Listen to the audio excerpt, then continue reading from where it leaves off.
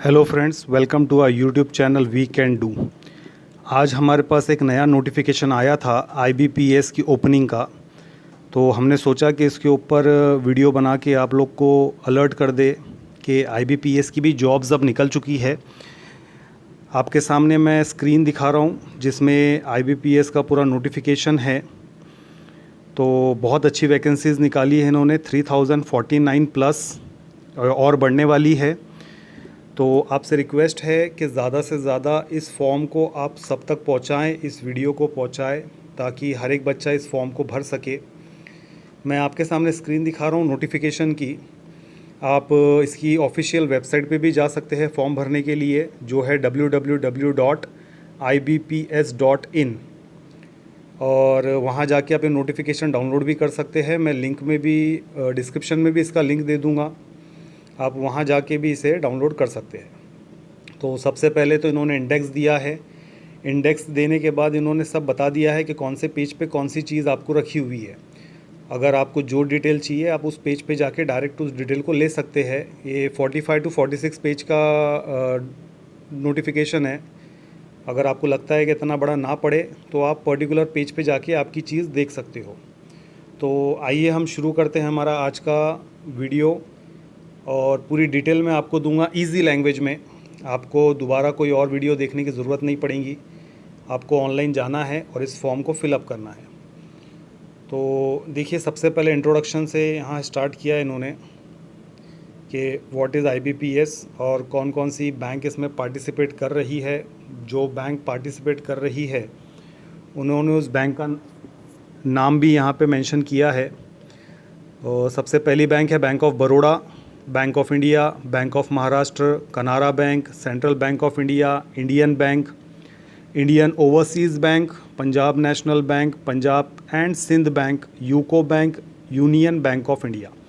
ये सब जो बैंक है इसके अंदर इंक्लूड है। मतलब अगर आप पास हो जाते हो, आपको कॉल लेटर आ जाता है, तो आप इन बैंक में से कोई एक बैंक के अंदर जॉब के लिए जाओगे। तो इसकी ऑनलाइन रजिस्ट्रेशन डेट स्टार्ट हो चुकी है 1 अगस्त से, और लास्ट डेट है इसकी 21 अगस्त। इस बीच आप इसमें आपका ऑनलाइन फॉर्म भर भी सकते हो, एडिट भी कर सकते हो, मॉडिफाई भी कर सकते हो। आपको पेमेंट भी इसी डेट के बीच में भरनी है। मैं आगे आपको वीडियो में बताऊंगा कि पेमेंट आपको कितनी देनी है, कौन से कैटेगरी के लिए और ओपन के लिए कितना है। उसके बाद अगर आपका एप्लीकेशन फ़िलअप हो जाता है करेक्टली विथ ऑल डॉक्यूमेंट्स, तो फिर आपको कॉल लेटर आ जाएगा। यहाँ 2 एग्ज़ाम दिए हुए हैं, एक प्रिलिमिनरी एग्ज़ाम है और एक मेन एग्ज़ाम है। तो सबसे पहले आपको फर्स्ट एग्ज़ाम के लिए जो आएगा, इसमें उन्होंने टेंटेटिव मंथ दिया हुआ है सितंबर कि इस डेट में आपको कॉल लेटर आएगा। उसके बाद आपको एग्ज़ाम भी इसी इसमें रहेगा। तो ये सब दिया है उन्होंने। फिर ऑनलाइन एग्ज़ाम आपका जो है सितंबर एंड अक्टूबर के बीच में रहेगा, और उस प्रिलिमिनरी एग्ज़ाम की जो रिज़ल्ट है वो अक्टूबर में आएंगी। तो आप अक्टूबर में जाके उसे डाउनलोड कर सकते हो। और उसके बाद अगर आप उसमें पास हो जाते हो, प्रिलिमिनरी एग्ज़ाम में आप पास होते हो, तो आपको मेन एग्ज़ाम के लिए जाना है। और मेन एग्ज़ाम जो रहेगा ये आपका अक्टूबर टू नवंबर में रहेगा, उसका कॉल लेटर डाउनलोड करने का। फिर आप कॉल लेटर डाउनलोड करिए, एग्ज़ाम उसकी नवंबर में रहेंगी, और एग्ज़ाम के बाद उसका जो रिज़ल्ट है वो दिसंबर में आएगा। फिर आप उसको जनवरी फरवरी में जाके इंटरव्यू के लिए कॉल लेटर डाउनलोड कर सकते हो। अगर आप मेन में पास हो जाते हो तो आपको कॉल लेटर आएगा, वो आएगा जनवरी फरवरी में। फिर आपका इंटरव्यू भी उसी वक्त में कंडक्ट होगा, जनवरी या फरवरी के आसपास में। और फिर आपको अलॉटमेंट आएगा अप्रैल में, और इसके बाद होगा आपका जॉब स्टार्ट। तो ये सब उन्होंने टेंटेटिव डेट दी है, ये चेंज भी हो सकती है, इसमें कोई कंफर्मेशन नहीं है, कभी भी ये डेट चेंज हो सकती है। अब उन्होंने एलिजिबिलिटी क्राइटेरिया दे दिया है कि आपको क्या क्या करना है, कौन से बच्चे इसमें एलिजिबल है। तो सबसे पहले तो मैं आपको बता दूं कि जो बच्चा ग्रेजुएट है विथ एनी डिसिप्लिन, मतलब आप बीए हो, बीकॉम हो, आप कोई भी फील्ड से हो, वो इसमें एलिजिबल है। बीई किया है आपने, ख़ास करके मैं बीई के बच्चों के लिए बोलूँगा, जो इंजीनियरिंग कर चुके हैं वो इस पेपर के लिए अप्लाई कीजिए। आपका बहुत कुछ इसमें हो चुका है पढ़ के, तो आपको ये एग्ज़ाम इजीली क्रैक करते आएंगे। कॉमर्स वाले बच्चे हैं, साइंस वाले बच्चे हैं, बहुत जल्दी इस चीज़ को क्रैक कर लेते हैं। तो आप लोग ज़्यादा से ज़्यादा इसके फॉर्म भरिए। अब नेक्स्ट इन्होंने दिया है नेशनैलिटी एंड सिटीज़नशिप। आप अगर इंडिया के हो तो बहुत अच्छी बात है। अगर आप नेपाल, भूटान और तिब्बतन रिफ्यूजी में आते हो तो आप भी इसके अंदर फॉर्म भर सकते हो। उसका प्रोसीजर इन्होंने दिया है। एज आपकी चाहिए मिनिमम 20 ईयर्स टू 30 ईयर्स तक। इन्होंने आपका एज लिमिट दे दिया है 20 टू 30 ईयर्स। अगर आप की बर्थ डेट है 2 अगस्त 1993 से लेके तो 1 अगस्त 2003, इसके बीच वाले बच्चे ये फॉर्म भर सकते हैं। डेट अच्छे से देख लीजिएगा। 2 अगस्त 1993 से लेके 1 अगस्त 2003 के बीच में वाले बच्चे, मतलब अगर आप 1 अगस्त 1993 को भी हुए होंगे तो आप एप्लीकेबल नहीं हो। आप 2 अगस्त या 2 अगस्त के आगे वाले बच्चे होंगे तो ही आप फॉर्म भर सकते हो। फॉर एग्ज़ाम्पल अगर आपका 1 अगस्त है तो आप फॉर्म नहीं भर सकते हो उसमें। फिर इसके बाद नेक्स्ट है relaxation of upper age limit. मतलब आप जैसा यहाँ पे मेंशन किया है कि 30 इयर्स, मैक्सिमम 30 इयर्स, तो ये 30 इयर्स जो लास्ट लिमिट है। अब यहाँ पे अगर आप कैटेगरी में आते हो तो ये 30 बढ़ सकती है। अगर शेड्यूल कास्ट में आते हो तो 5 इयर्स आपकी बढ़ जाएंगी। दैट मीन्स आप 35 इयर्स तक के भर सकते हो। ओबीसी में हो तो 3 साल बढ़ के मिलेगा। अगर आप डिफेंस में इसमें डिसेबिलिटी में आते हो, फिज़िकली हैंडीकैप में आते हो तो 10 साल का आपको रिलैक्सेशन मिलेगा। आप 40 इयर्स तक भर सकते हो। एक्स सर्विसमैन हो, आप अगर मिलिट्री आर्मी में किस में जॉब करते हो तो उसको आपको 5 इयर्स का रिलैक्सेशन देते हैं। अगर आप 1984 के रियॉट्स में, मतलब दंगों में आप अफेक्टेड हो तो उसका सर्टिफिकेट अगर आपके पास है तो आपको उस चीज़ के लिए भी 5 साल का रिलैक्सेशन देंगे। जी हाँ, और यहाँ पे उन्होंने दिया है कि SC ST कैंडिडेट्स के बारे में, EWS कैंडिडेट के बारे में, कि आपको रिलैक्सेशन कैसा दिया गया और कौन से पॉइंट्स के ऊपर दिया गया है। वो नोटिफिकेशन उन्होंने पहले भी डाला था, वो आप जाके चेक कर सकते हो। और उसके बाद फिर नेक्स्ट आता है डिसेबिलिटी के बारे में। तो इसमें बहुत से डिसेबिलिटी है, बहुत अलग अलग डिसेबिलिटीज़ आती है। उन सब के बारे में यहाँ मेंशन किया है। आप देख लेना आप कौन सी कैटेगरी के अंडर में आते हो और उसके हिसाब से आपको आपका सर्टिफिकेट भी प्रोड्यूस करना है, ला के देना है, सबमिट करना है, अपलोड करना है। तो इसमें बहुत सारी इन्होंने दिया है। अगर आपको सुनने में प्रॉब्लम है या आपको कहीं एसिड अटैक के विक्टिम है आप, मतलब आपको ब्लाइंडनेस है या आपका आई का प्रॉब्लम है, जो भी है, तो आपको उस चीज़ का सर्टिफिकेट प्रोड्यूस करना है। मतलब उस सर्टिफिकेट को आपको लाके देना भी है। अगर आप सर्टिफिकेट नहीं दोगे और आपने फॉर्म के अंदर उस डिसेबिलिटी को मेंशन कर दिया तो आपका फॉर्म रिजेक्ट भी हो सकता है। तो जो भी आप फॉर्म में भरोगे डिसेबिलिटी, एक बार चेक कर लेना उस चीज़ का आपके पास में सर्टिफिकेट है क्या। अगर सर्टिफिकेट है तो ही आप उस डिसेबिलिटी को भरिएगा। उसके बाद यहाँ पे और नीचे आते हैं तो बहुत सारी इन्होंने क्लैरिटी दे के रखी हुई है। देखिए यहाँ पे सब दिखा रहे हैं ये किसका कितना है। अगर आप जैसे डिसेबल हो तो कितना परसेंट क्या है, उसका परसेंटेज उस हिसाब से आपको सर्टिफिकेट प्रोड्यूस करना है। नेक्स्ट में आता है इकोनॉमिकल वीकर सेक्शन। ये भी इन्होंने बहुत क्लियरली मेंशन किया है। आपकी इनकम 8 लाख के नीचे होनी चाहिए। अगर आपकी इनकम 8 लाख के ऊपर है तो आप EWS में नहीं आओगे। अगर आपको EWS का सर्टिफिकेट भरना है तो आपको इनकम सर्टिफिकेट आपका 8 लाख के नीचे का होना चाहिए। और इन्होंने और भी वहाँ क्राइटेरिया दिया है। बहुत से बच्चे ऐसे रहते हैं कि जिनकी प्रॉपर्टीज़ और सब होने के बावजूद भी वो 8 लाख का इनकम सर्टिफिकेट बना लेते हैं फॉल्स, तो वो भी नहीं चलेगा यहाँ पे। अगर आपके पास 5 एकड़ का खेत है या उसके ऊपर है तो आप EWS कैटेगरी में नहीं आओगे। अगर आपके पास खुद का घर है जो 1000 स्क्वायर फुट से ऊपर या 1000 स्क्वायर फुट का है तो भी आप नहीं आओगे। अगर आपके पास 100 स्क्वायर फुट यार्ड का प्लॉट है तो भी आप प्रॉब्लम में आ सकते हो। अगर रेजिडेंशियल प्लॉट है 200 का तो भी नहीं आ सकते हो। तो ये सब क्राइटेरिया उन्होंने दे दिया है मेंशन करके। इनडायरेक्टली उनका कहना है कि जो गरीब बच्चे हैं ये बेसिकली EWS उनके लिए है। जो मालदार हो वो पैसे भरिए पूरे, ठीक है। उसके बाद यहाँ पे इन्होंने एजुकेशनल क्वालिफ़िकेशन दे दिया है। कौन सा एजुकेशनल क्वालिफ़िकेशन आपको चाहिए, तो यहाँ क्लियर मेंशन है, a degree, graduation in any discipline. कोई भी डिसिप्लिन से हो, चाहे आप बीए हो, बीएससी हो, बीकॉम हो, बीई हो, बीटेक हो, आप सब लोग फॉर्म भर सकते हो। बस वैलिड होनी चाहिए, यूनिवर्सिटी रिकॉग्नाइज्ड होनी चाहिए, तो आप ये फॉर्म भर सकते हो। तो बहुत क्लैरिटी इन्होंने रखी है इनके फॉर्म में। ये क्रेडिट हिस्ट्री करके एक बहुत अच्छा पॉइंट है। अगर आप क्रेडिट कार्ड यूज़ करते हो तो आपका जो सिबिल स्कोर है वो 650 होना चाहिए या उसके अबव होना चाहिए, वरना आप डिफ़ॉल्टर लिस्ट में आ सकते हो इनके। इसका मतलब आप बैंक को ही लूट रहे हो और बैंक की ही जॉब करना चाहते हो, सिंपली ऐसा उनका कहना है। तो आप वैसा ना करें। अगर आपका क्रेडिट कार्ड में कुछ फ्रॉड हो तो उसे सही कर लीजिए और आपका सिबिल का स्कोर बढ़ा लीजिएगा। क्रेडिट कार्ड यूज़ करने वाले खासकर उनके लिए बात कर रहा हूँ मैं।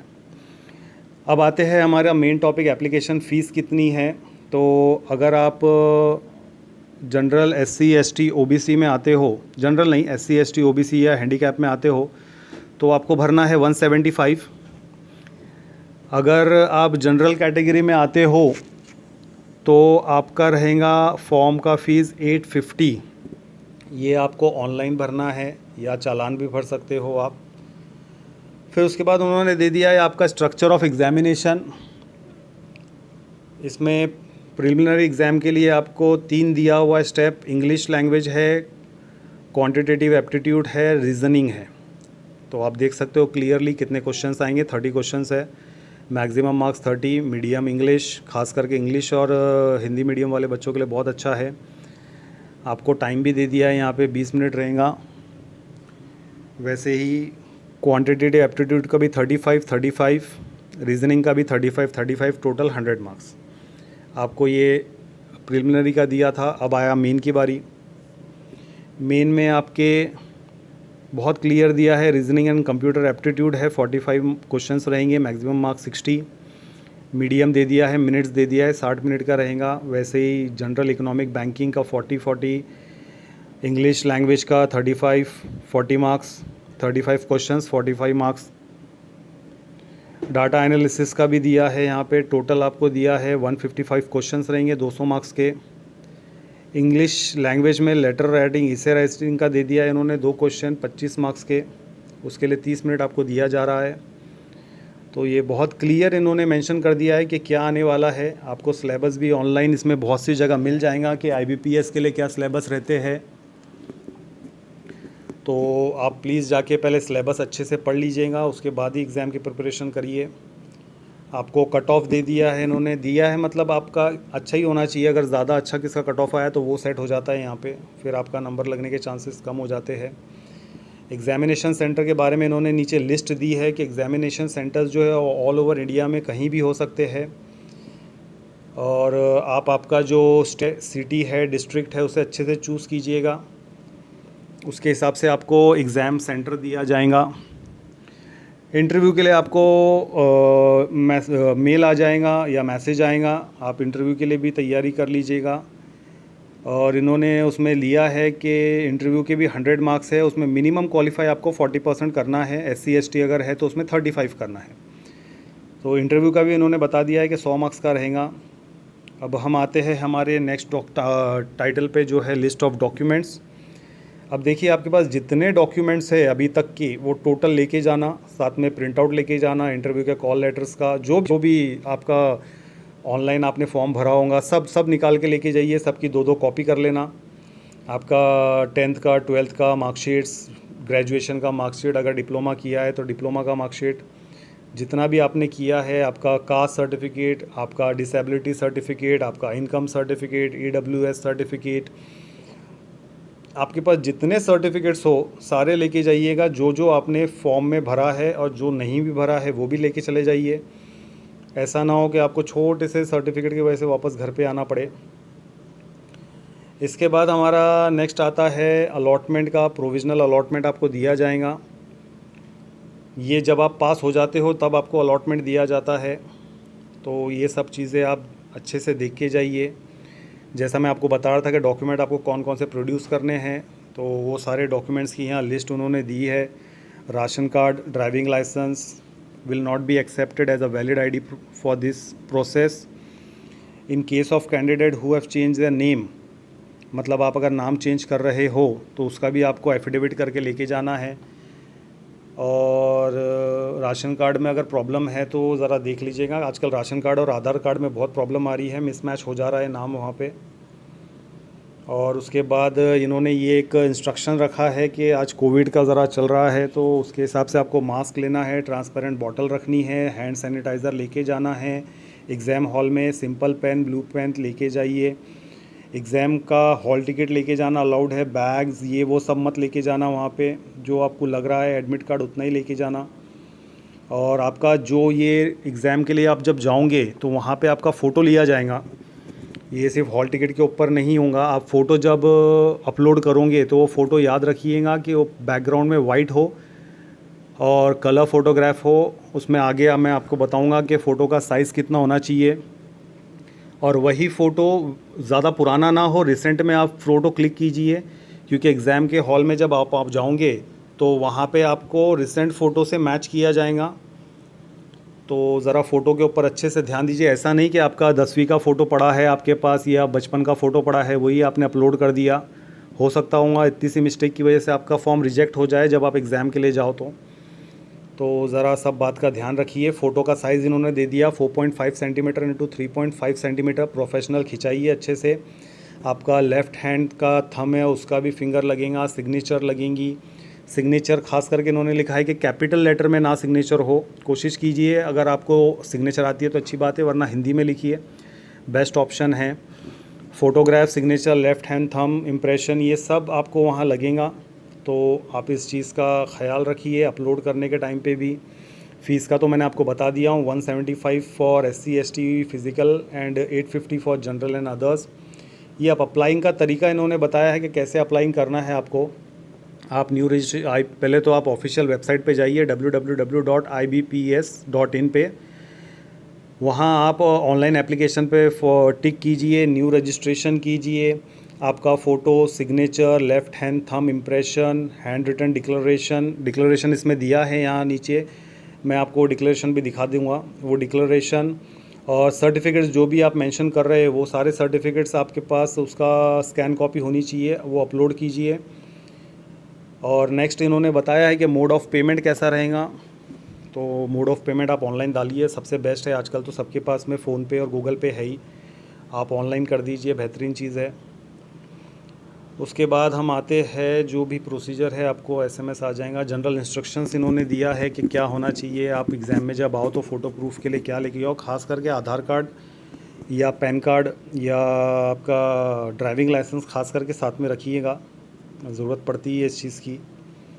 और इसमें बताने लायक नीचे है, मैं आपको दिखा देता हूँ। फॉर्म्स इन्होंने बनाया है, अगर आप SC ST में आते हो तो वो इम्पॉर्टेंट है आपके लिए। देखिए ये इन्होंने आपके कौन कौन सी बैंक में किस किस कैटेगरी के लिए कितनी कितनी सीट वैकेंट है, ये इन्होंने यहाँ मेंशन किया है पूरा। ज़रा आप पहले डाउनलोड कर लेना, इस चीज़ को अच्छे से पढ़ लेना, उसके बाद ही आगे का प्रोसीजर करना। अब बारी आती है हमारी एग्ज़ामिनेशन सेंटर्स की। तो आप जो भी स्टेट में हो वो स्टेट में देख लीजिए कि कौन सा एग्ज़ामिनेशन सेंटर है मेन के लिए और प्रिलिमिनरी के लिए, उसके हिसाब से ही आपने फॉर्म भरिएगा। अभी जैसे हम महाराष्ट्र में आते हो तो हमारे महाराष्ट्र के लिए यहाँ पे इन्होंने दिया है कि अहमदनगर, अकोला, अंबाजोगाई, अमरावती, छत्रपति संभाजीनगर यानी औरंगाबाद, धुले, जलगांव, कोल्हापुर, लातूर, मुंबई, ठाणे, नवी मुंबई, MMR, नागपुर, नांदेड़, ये सब है। तो ऐसे ही आप भी आपका चेक कर लीजिए स्टेट और कौन से इसमें आपको एग्ज़ाम का मिल सकता है। उसके बाद यहाँ पे इन्होंने आपको दिया है गाइडलाइंस कि आप जो डॉक्यूमेंट्स अपलोड करेंगे तो वो क्या साइज़ का होना चाहिए और कितने KBs का होना चाहिए। टोटल यहाँ दिया है। फ़ोटो जैसे मैंने आपको बताया कि क्लियर होना चाहिए, बैकग्राउंड वाइट होना चाहिए। डायमेंशन दिया है 20x230 पिक्सल, उसकी साइज़ आनी चाहिए मैक्सिमम 50 KB, 20 से 50 KB। 20 के नीचे भी रहा, अगर 20 KB के नीचे तो एक्सेप्ट नहीं होगा, और 50 KB के ऊपर भी रहा तो एक्सेप्ट नहीं होगा। उसी तरीके से लेफ्ट हैंड का जो आपका थंब का इम्प्रेशन है उसका भी डायमेंशन उन्होंने दे दिया 140x60, साइज़ दे दिया 10 KB to 20 KB, इससे ज़्यादा नहीं होना चाहिए।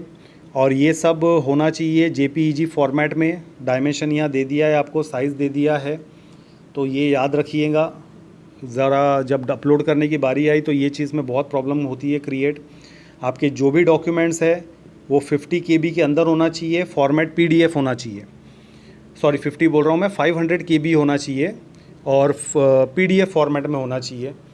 ये सब चीज़ें हैं। डॉक्यूमेंट्स कौन कौन से आपको कलर में करने हैं और कैसे करने हैं, उन्होंने स्कैनिंग का भी प्रोसीजर पूरा दे दिया है आपको। उसके बाद आपके डॉक्यूमेंट्स अपलोड करने का तरीका दे दिया है, कैसे अपलोड करना है। और नॉमिनल भी जो बैचलर स्टूडेंट्स हैं उन्होंने तो बहुत सारे फॉर्म्स भरे ही होंगे, उन्हें पता है कि अपलोड कैसे किए जाते हैं और तरीके भी उन्हें पता होंगे। अगर नहीं होगा तो आप हमें कमेंट कीजिए, मैं ऑनलाइन एग्ज़ाम का एप्लीकेशन फॉर्म भरने का तरीका भी आपको बता दूंगा। ये अभी मेरे पास टाइम नहीं था, मैं सोच रहा था कि ज़्यादा से ज़्यादा बच्चों तक ये फॉर्म की बात पहुंच जाए, इसलिए मैंने फटाफट इसे डॉक्यूमेंट में ही आपको वीडियो बना दिया। अगर आप चाहे तो मैं ऑनलाइन फॉर्म भरने का तरीका भी बता सकता हूँ, आप मुझे कमेंट कीजिए, मैं उसके ऊपर भी एक वीडियो बना दूँगा। अब बारी आती है कि आपको यहाँ पे उन्होंने फॉर्म्स दिया है। अगर आप SC ST में आते हो तो ये आपको फॉर्म डाउनलोड करके इसके ऊपर आपको बनाना है, उन्हें भर के देना है। और उसके बाद अगर आप SC ST में आते हो तो ये फॉर्म है, अगर आप OBC में आते हो तो ये फॉर्मेट की प्रिंट आउट आपको निकालनी है। EWS में अगर आप आते हो तो ये फॉर्मेट निकालना है और इसे भर के आपको देना है। अगर आप डिसेबिलिटी में आते हो तो ये डिसेबिलिटी का सर्टिफिकेट है जो आपको स्क्रीन पे दिख रहा है, ये भरना है। फिर ये certificate of disability category wise भी उन्होंने दिया है यहाँ पे, ये भी आपको भर के देना है अगर आप कैटेगरी में आते हो तो डिसेबिलिटी की। इस तरीके से ये पूरा फॉर्म भरना है। ये आपका है डिसेबिलिटी वाले बंदों के लिए। तो ये पूरा वीडियो था आपके इसी के ऊपर। ये 46 पेज हो गए, ये यहाँ पे ख़त्म हो चुका है। आपको इस तरीके से पूरा फॉर्म भरना है, मैंने पूरी डिटेल दे दिया।